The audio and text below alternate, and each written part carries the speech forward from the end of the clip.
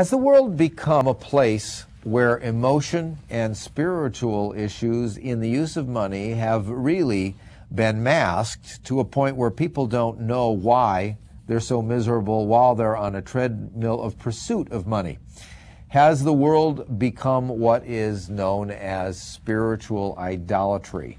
That is, the use of money to try to satisfy a person's spiritual needs when that's actually impossible. My name is Howard Davis, and welcome to Tomorrow Television, which gives you the answers to the most important spiritual issues of our time and of your life. What is the power of money to actually bring you spiritual fulfillment and emotional well-being? We know that a lot of people use money.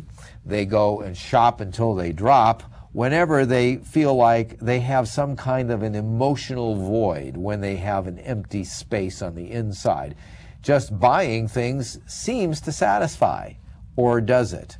We're going to be talking about what has unfortunately become an international problem, especially through America's marketing techniques, in the area of a spiritual void that's created by misuse of money. We're talking with Rex Sexton, who's both a financial planner and a pastor. Hi, Rex. Hello, Howard.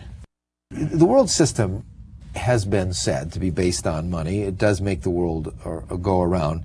But has the world system actually gone to the point where it is based on the worship of money?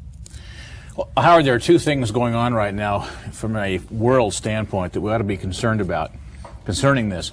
The first is that much of the economy of the world now is based upon selling their goods to Americans.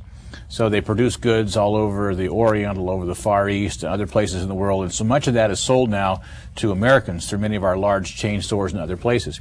Americans are going in debt to buy it. So at some point, this bubble is going to burst, and the entire economy, as we know it, of the world is going to be in a real problem, because all of this shipping is going to come to not a screeching halt, but a slowdown. But secondly, there is a struggle between the currencies that most of us are simply unaware of. For many, many years, the British pound sterling was the symbol of money in the world. It we assumed was the exchange, piece of diamond or gold. After World War II, that changed, and it became the American dollars. Foreign governments put American dollars in their vaults, and then they issued their currencies based on how many American dollars they had as their reserve. They had dollars instead of gold. What's happened now is, because of envy, because of other things, who knows what, just change, there are other currencies that are starting not only to vie with the dollar, and that was, a lot of people feel was a primary reason for the euro, was a second piece of currency that could be the international standard instead of the American dollar. And that has not yet been resolved. That is going to be something that in the next 5 to 10, 20 years may have some very significant consequences for all of us. Also in Asia, there are struggles between many of their currencies, because they had the yen for many years that was dominant, but now there are other currencies in that part of the world that are. And what we find is almost this sort of not only envy, but a lot of struggle between them as to which one's going to be dominant. Money has become the central focus in people's life, though, replaced God or a spiritual life. Has that really developed? So that we no longer really live for other principles, number one. We really live for money and what money represents. Well, we've become a nation that worships, in fact, a society that worships celebrities. And oftentimes, the way to become a celebrity is to be wealthy. Witness Donald Trump or Steve Jobs, or perhaps Bill Gates, some of the others.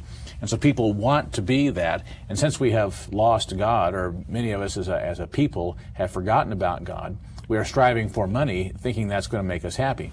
Now, one of the greatest trials that we could have as a person or as a nation is to have wealth. There's a very strong warning in the Bible that, look, if you are wealthy, you're likely to forget God. And that's exactly what has happened to us. It's over in Deuteronomy chapter 6. I'll just read it briefly. God warns, when God brings you into the land of which he swore to your fathers, Abraham, Isaac, and Jacob, you have large and beautiful cities which you didn't build, houses full of good things which you didn't fill, hewn out wells. It talks about olive trees and all sorts of fabulous things. It says, beware lest you forget the Lord who brought you out of the land of Egypt from the house of bondage.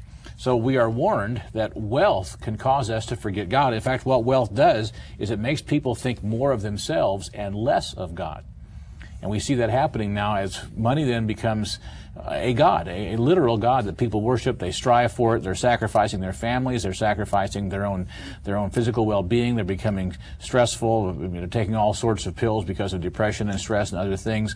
We're becoming physically sick in many cases because we're striving so hard to acquire more things. The epidemic of obesity is really a function of having just too much food, which is facilitated or made possible by just having too much money for too much food compared to the way it was 100 years ago. Sure. Is it hard to be spiritually balanced and to be financially well off? It's not hard as long as you are spiritually solid to begin with. There's a proverb in chapter 30 that mentions, God, give me enough that I don't steal from my neighbors or become a thief, but don't give me so much that I forget who you are. And so the important thing is that we first understand our relationship with our Creator. That we don't own these things. God gives us temporary stewardship. He allows us to live on this earth that's His and that He created. We didn't create these things for ourselves. And God says He has the God that has the power to give us wealth. But He also understands human nature because He created us. And so there is a balance we can achieve. But it is only achievable if we first understand our responsibilities. Now, there's a couple good examples of that in our own history. Two of the best generations in American history came out of times of great stress and trial. The American Revolution generation of the 1770s to about the year 1800 came through horrible, not only the War of Revolution, but horrible disease epidemics, all sorts of economic strife, yet they were people of incredible character. The same is true of what's called the greatest generation that came through the Depression and then fought World War II. My father and mother were in that generation. They're very frugal with money. They have acquired, this entire generation of World War II has acquired more wealth than all generations preceding them, mostly because they were savers. And for the most part, they didn't go bankrupt. Unfortunately, the generations that have followed them, this last 30 years of generations of youngsters becoming mature and entering the work world, have not learned to save. They've learned to borrow. They have wanted more and more things. They have thought that at age 25 they should have everything their parents had at age 60. The materialism has wrecked a lot of families and a lot of marriages. Absolutely. Where is this all leading?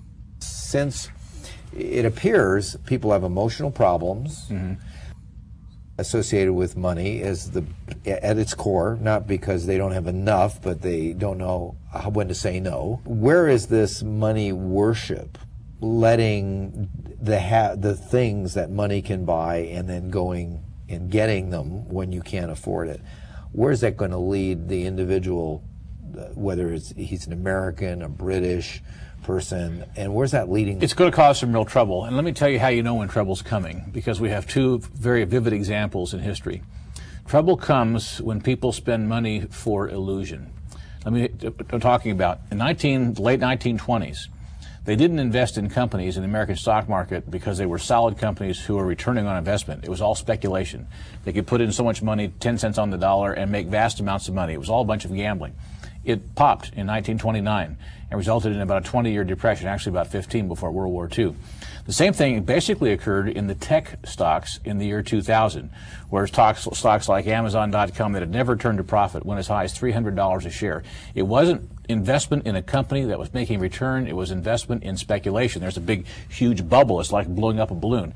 Now that is occurring right now in real estate all over the world, not just in America's big cities. It's also occurring in individual families where people are simply exploding the amount of debt they have, wanting more and more things. Now those bubbles all eventually have to pop. I don't know when. I'm not a prophet. All I can tell you is that speculation and investing money in illusion is what eventually causes a great disaster. And families do it, nations do it, and it looks to me like now we have almost an entire world that's doing it. Thank you very much, Rex. When we come back, we're going to be talking about how you actually, in light of all that you've heard, can learn how to actually have more money. Call in the 800 number that you'll see in the following ad, or go to tomorrowonline.org to get your free copy of Managing Your Finances. It's a great book that is filled with principles. It actually shows you how to create a small budget, analyzing your monthly income and your expenses, and going through the principles of character that always lead to financial